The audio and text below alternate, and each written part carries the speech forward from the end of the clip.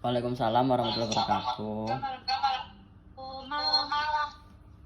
Terima kasih ya sudah hadir di Google Meet kali ini.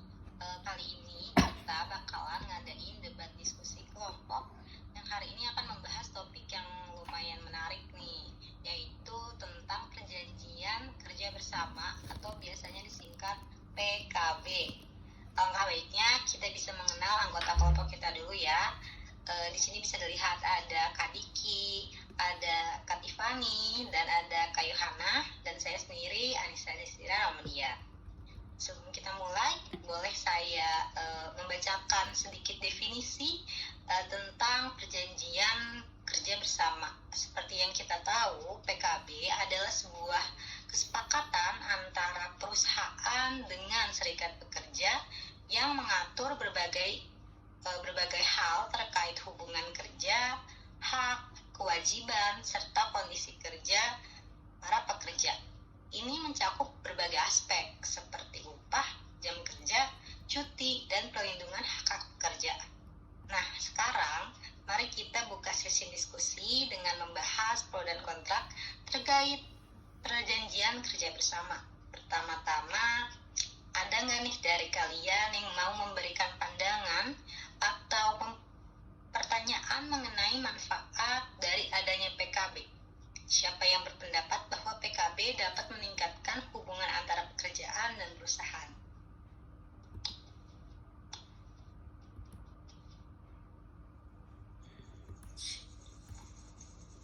Jelas, perjanjian kerja bersama punya manfaat signifikan dalam membentuk hubungan kerja yang seimbang dan berkelanjutan antara perusahaan dan pekerja.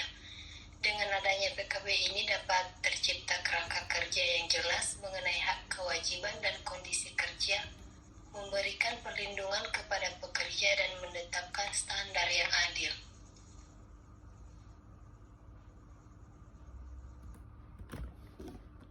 Nah, baik, benar banget nih. Jadi banyak kok manfaat yang didapat dari adanya PKB ini nih.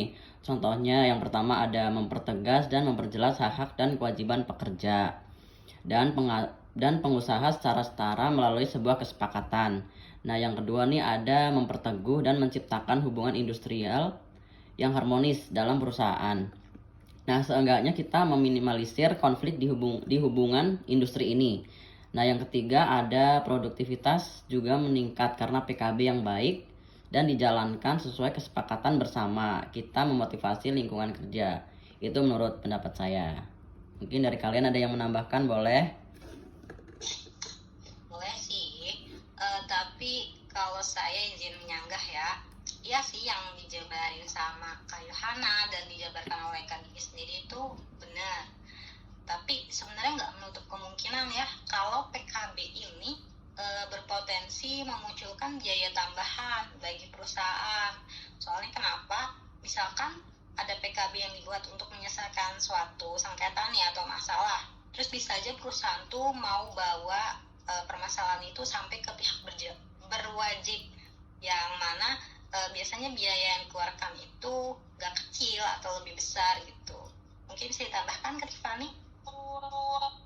Konflik yang dihadapi ini punya tahapan-tahapan yang rumit, bisa aja pakai mekanisme arbitrase gitu loh. Perusahaan bakalan ngeluarin biaya administratif lembaga arbitrase atau sampai menyewa pengacara untuk jadi penasihat dan membela kepentingan mereka loh.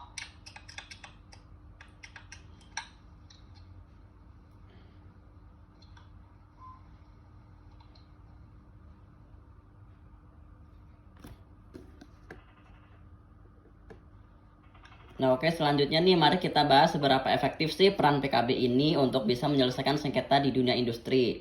Bagaimana sih pandangan kalian terhadap hal ini? Mungkin ada yang mau menambahkan atau menambahkan, boleh? Ayo. Aku mau ini ya, tentang efektivitas peran perjanjian kerja bersama yang biasa disebut PKB itu untuk penyelesaian sengketa di dunia industri bisa bervariasi ya, tergantung dengan berbagai faktor kayak implementasi, keterlibatan pihak terkait, dan konteks hukum dan sosial. Keberhasilan PKB dalam penyelesaian sengketa itu sangat tergantung pada ketentuan yang ada di dalam perjanjian tersebut. Misalnya, semakin jelas dan komprehensif ketentuan-ketentuan penyelesaian sengketa di dalam PKB itu, ya nantinya akan semakin efektif PKB tersebut sebagai instrumen penyelesaian sengketa. Boleh dong ditambah, siapa ya yang nambah? Boleh deh, aku tambahin nih.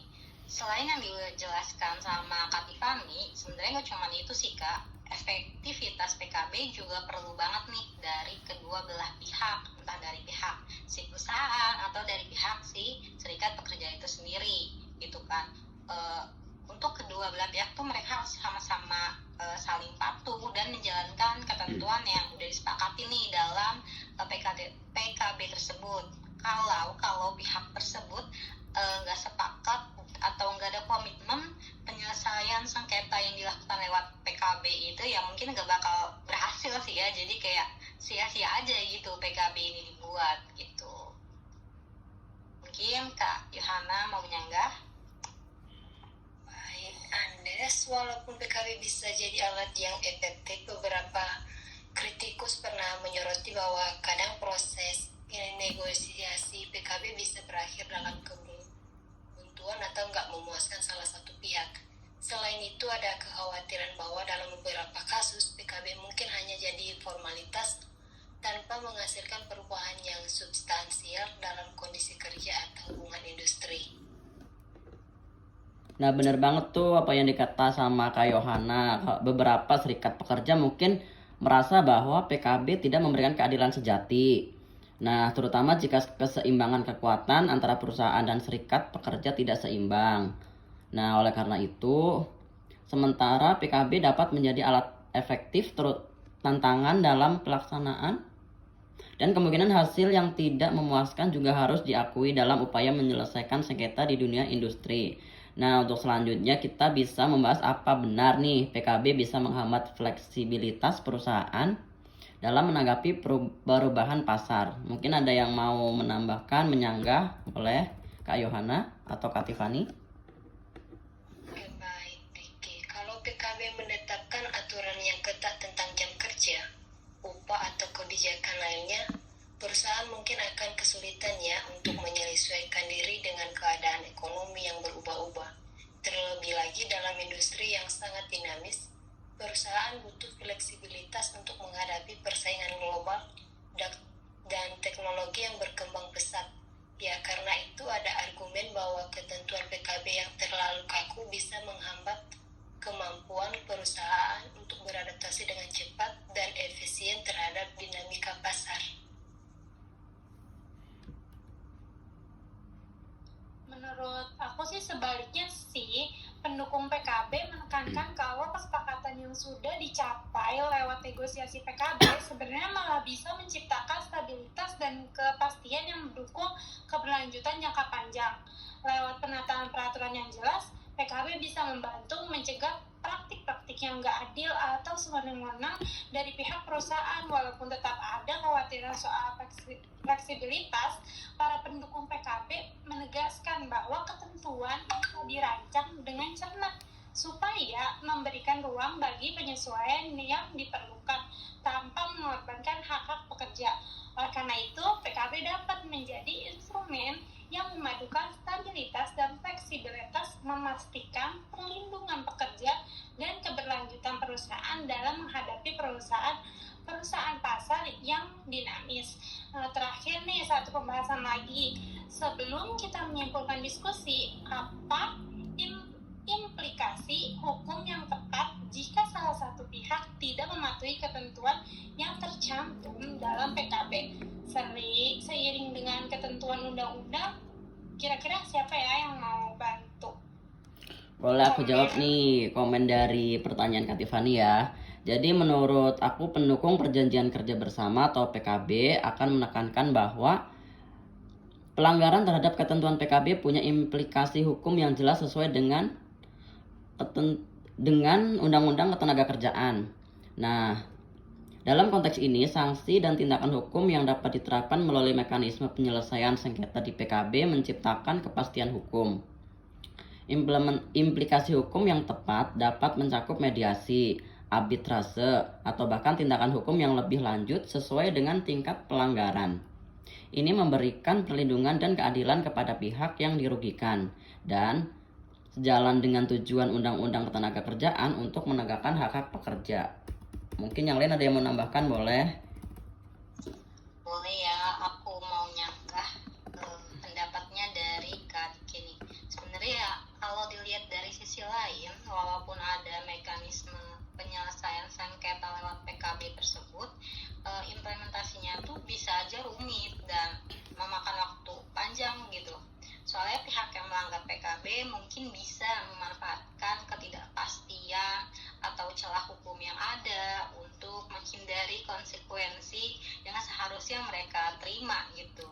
Selain itu, proses hukum yang panjang dan biaya yang tinggi mungkin bikin pekerja atau serikat pekerjanya itu enggan untuk ngejar tindakan hukum yang lebih serius gitu ya, kayak percuma deh gitu dibawa ke jenjang yang lebih serius gitu ya. Karena itu ada kekhawatiran bahwa implikasi hukum tidak tepat pada konteks PKB yang nggak selalu bisa menjamin penegakan yang efektif dan bisa memberikan kesan bahwa keadilan tidak selalu dapat dicapai lewat PKB tersebut ya. Pihak terkait perlu mempertimbangkan sih bagaimana menerapkan implikasi hukum yang bisa diakses oleh semua orang lebih mudah dan lebih efektif oleh pihak yang terlibat, entah itu perusahaan sendiri atau pihak si serikat pekerjanya. Nah teman-teman, kita udah nyampe di penghujung sesi. Kesimpulan dari diskusi ini mencerminkan kompleksitas perdebatan seputar perjanjian kerja bersama dalam konteks hukum ketenagakerjaan di Indonesia. Pendukung PKB menyoroti manfaatnya dalam menciptakan hubungan kerja yang seimbang, memberikan perlindungan, dan meningkatkan produktivitasnya. Namun, sanggahan datang dari kekhawatiran terkait biaya tambahan, kemungkinan kebuntuan dalam negosiasi, atau juga potensi kesulitan dalam menegakkan implikasi hukum. Boleh dilanjutkan, Kak Tiffany? Nah, ketika membahas efektivitas PKB dalam menyelesaikan sengketa industri, diakui bahwa hal ini tergantung pada implementasi, keterlibatan pihak, dan ketentuan yang jelas dalam perjanjian. Komitmen kedua belah pihak juga dianggap krusial untuk keberhasilan PKB sebagai mekanisme penyelesaian sengketa. Gimana nih Kak Diki? Nah, boleh aku menambahkan ya. Jadi perdebatan mengenai fleksibilitas perusahaan dalam menanggapi perubahan pasar juga menunjukkan perbedaan pandangan nih. Jadi pendukung PKB menyoroti keberlanjutan jangka panjang dan stabilitas yang dapat dicapai. Sementara kontra mencemaskan potensi biaya tambahan dan keterbatasan fleksibilitas. Kak Yohana mau menambahkan mungkin? Oke, baik Diki. Yang terakhir, diskusi mengenai implikasi hukum bagi pihak yang melanggar PKB menunjukkan dua sisi pandang. Sementara pendukung menekankan kepastian hukum dan perlindungan, kritikus memperingatkan tentang kompleksitas implementasi dan resiko ketidakpastian. Betul banget nih yang disebutin sama teman-teman.